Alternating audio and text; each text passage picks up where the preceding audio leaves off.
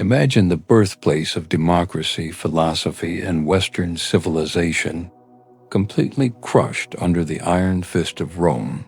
The Greeks gave us Socrates, Plato, and Alexander the Great, yet they couldn't stop themselves from falling to a rising power from the West. But here's what's crazy. Rome didn't just defeat Greece through military might. The real story is far more twisted, involving Greek kings who literally invited their own destruction, backstabbing alliances, and a conquest so complete that it changed the course of Western history forever. This is how Rome finally conquered Greece. And trust me, it's not the story you learned in school. When Rome first turned its eyes eastward in the 3rd century BC, Greece wasn't a unified nation, but a fractured collection of city-states and kingdoms constantly at each other's throats. The glory days of Athens and Sparta were long gone, replaced by larger Hellenistic kingdoms ruled by descendants of Alexander the Great's generals. The Macedonian kingdom controlled northern Greece. The Aetolian and Achaean Leagues dominated central and southern regions, and everyone was too busy fighting each other to notice the wolf at the door. Meanwhile, Rome was becoming an unstoppable war machine after defeating Carthage in the brutal Punic Wars. Romans had transformed from a regional Italian power into a Mediterranean superpower with the deadliest army the ancient world had ever seen. But here's the thing. Rome didn't initially want to conquer Greece. They were perfectly content staying in Italy and Sicily. What happened next would pull them into Greek affairs in a way nobody, not even the Romans themselves, could have predicted. In 200 BC, something unbelievable happened. Several Greek city-states, terrified of Philip V of Macedon's growing power, did the unthinkable. They asked Rome for help. Think about that for a second. These Greeks, whose culture considered Romans to be barbarians, actually invited them into their world as protectors. It's like asking the rival gang to help you with your neighborhood bully, not realizing they'll eventually take over the entire neighborhood. Rome saw this as a golden opportunity wrapped in a legitimate excuse for intervention.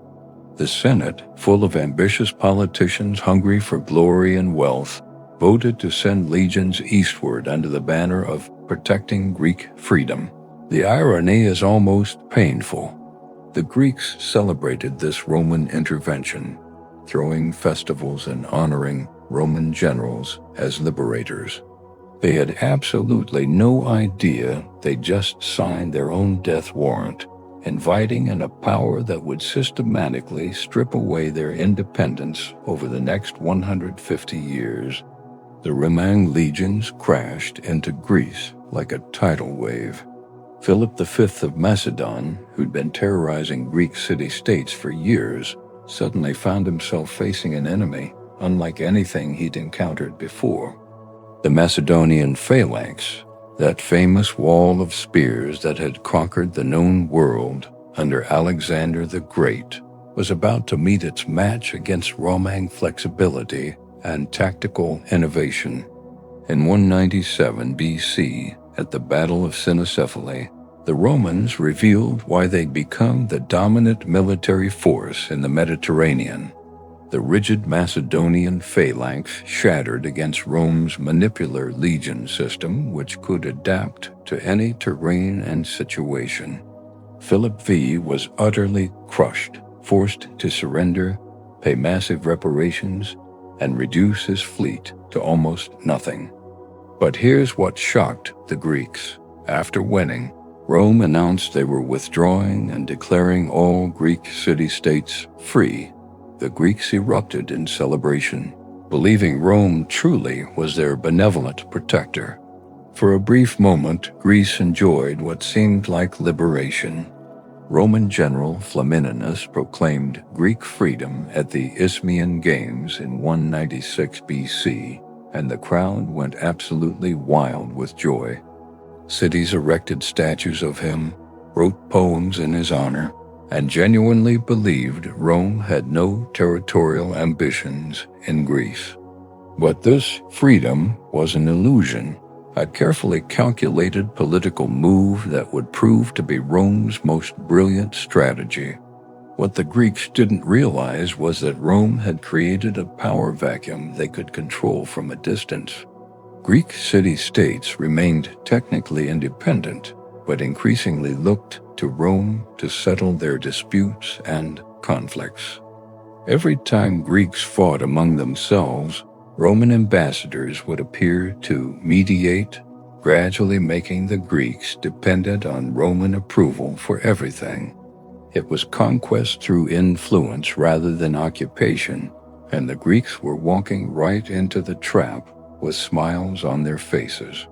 Not everyone bought Rome's Benevolence Act. The Achaean League, a confederation of Greek city-states, started to realize they'd traded one master for another. Feeling betrayed by Rome's growing interference in Greek affairs, they made a catastrophic decision in 192 BC. They invited Antiochus III, the powerful Seleucid king from Syria, to invade Greece and liberate it from Roman influence. Once again, Greeks were inviting foreign powers to solve their problems. Rome's response was swift and merciless. They crushed Antiochus's forces in Greece, and then, in an unprecedented move, chased him all the way back to Asia Minor and defeated him there too at the Battle of Magnesia in 190 BC. The message was crystal clear: challenge Rome, and they'll follow you to the ends of the earth. The Achaean League was forced into a humiliating peace, stripped of independence, and reduced to a Roman client state. The noose was slowly tightening around Greece's neck. In 179 BC, Philip V died and his son Perseus took the throne of Macedon. Perseus watched Rome's growing dominance with horror and decided to do something about it. He started rebuilding Macedon's military, forming alliances with other Greek states, and preparing for the inevitable confrontation. Unlike his father, Perseus understood that Rome wouldn't be satisfied until they controlled everything. The Romans, paranoid about any resurgence of Macedonian power, declared war in 171 BC. But this time, the conflict dragged on for years because Perseus was actually a capable military commander who won several early engagements. Roman prestige was on the line, and they couldn't tolerate a Greek king humiliating their legions. The Senate sent their best general, Lucius Aemilius Paulus, with orders to end this once and for all, whatever the cost. On June 22, 168 BC, everything changed. At the Battle of Pydna, Perseus led the famous Macedonian phalanx against the Roman legions in what would be the final showdown. For a moment, it looked like the phalanx might actually win as its bristling wall of spears pushed the Romans back. But then the terrain became uneven. Gaps appeared in the phalanx formation, and Roman soldiers poured through like water through cracks in a dam. The slaughter was absolute. Roman soldiers got inside the phalanx formation, where those long spears became useless, and it turned into a massacre. Perseus fled the battlefield, and within days, the Macedonian kingdom that had once ruled the known world under Alexander the Great ceased to exist. Rome didn't just defeat Macedon. They erased it, dividing it into 4 separate republics forbidden from interacting with each other. It was political dismemberment designed to ensure Macedon could never threaten anyone again. What happened next showed Rome's true nature. They didn't just conquer Macedon. They wanted to send a message to all of Greece about the cost of resistance. The Roman army systematically looted Macedonia, sending countless treasures back to Rome. Perseus was paraded through Rome's streets in chains during a triumph before being thrown into prison, where he eventually died. But the horror didn't stop there. The Romans suspected the Greek region of Epirus had sympathized with Perseus, so they made an example of them that would echo through history. In a single day, 150,000 Epro were sold into slavery, and 70 cities were completely destroyed. Entire communities that had existed for centuries were wiped off the map. This wasn't war. It was a calculated act of terror designed to break Greek resistance forever. The message was clear. This is what happens when you oppose Rome. For 20 years after Pydna, Greece existed in an uncomfortable limbo. Technically free, but obviously under Rome's thumb. By 146 BC, the Achaean League, one of the last independent Greek confederations, finally had enough of Roman interference. They made a desperate, almost suicidal decision to revolt, knowing they probably couldn't win, but unable to live on their knees any longer. Rome sent Consul Lucius Mummius with orders to end Greek independence once and for all. The Achaean forces were hopelessly outmatched, and by the summer of 146 BC, Mummius was marching on Corinth, the jewel of Greece and one of the wealthiest, most beautiful cities in the ancient world. What happened next would haunt Greek memory for generations and serve as the ultimate symbol of their subjugation to Roman power. Corinth's destruction in 146 BC was Rome's statement that the era of Greek independence was permanently over.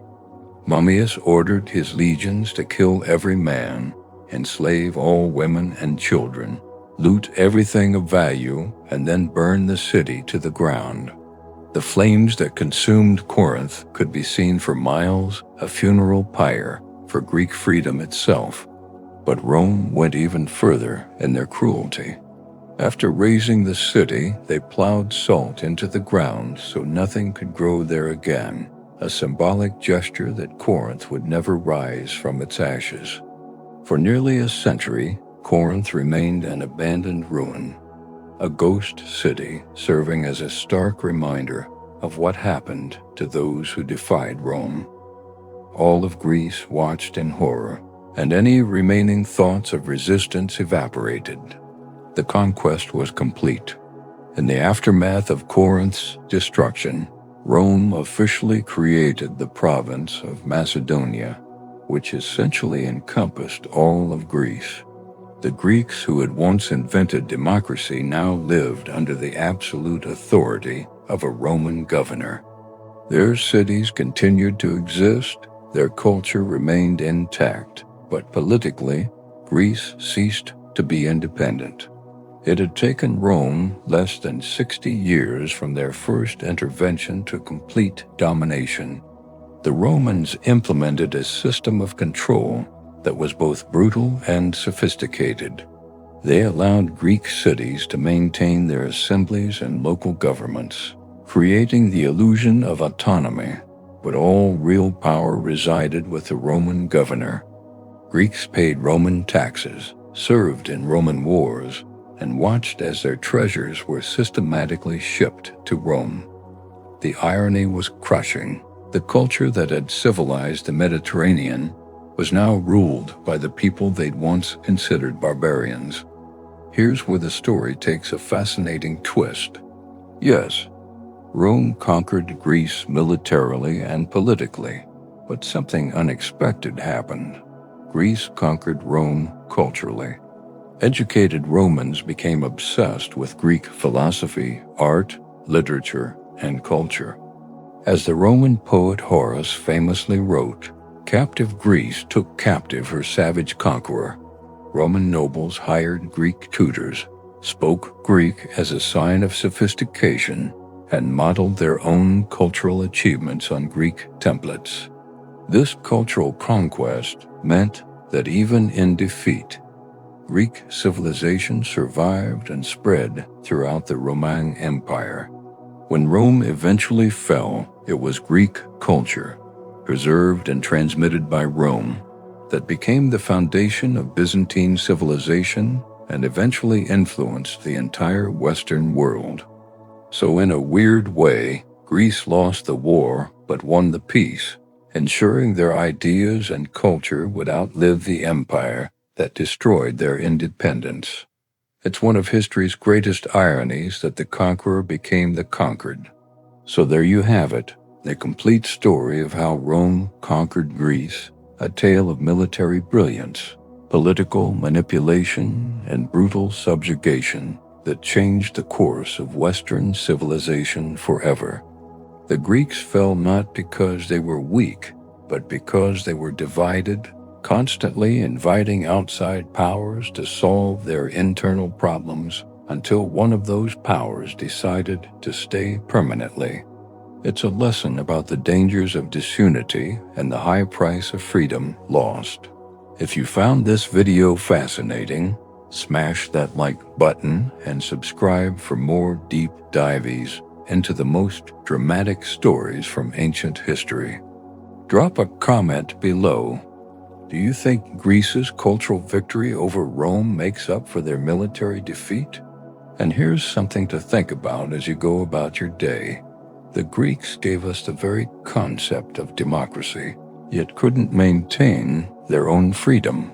Sometimes the greatest ironies in history teach us the most important lessons. Thanks for watching, and I'll see you in the next video.